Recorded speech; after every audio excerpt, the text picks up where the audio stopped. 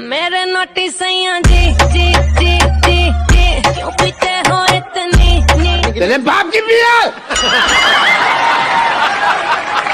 हम कमाता है पीता है।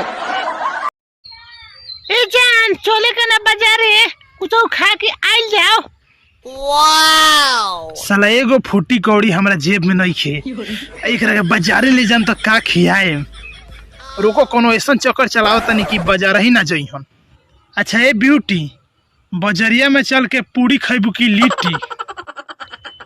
फाला पानी जी हमरा पूरी या लिट्टी हमरा घरे ना बने लगा हैं कि हम जाई बाजारे खाए रवन मन छिछियाता तो जाई खाए हम ना जाए।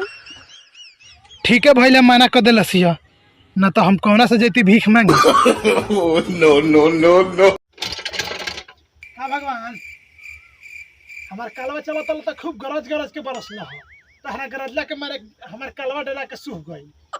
हम सोचनी अब तहरा पनिया से काम चलाई तब लगला तू झिसिया है तू गिरगिट खाली खूब रंग बदला तारा मार दिया।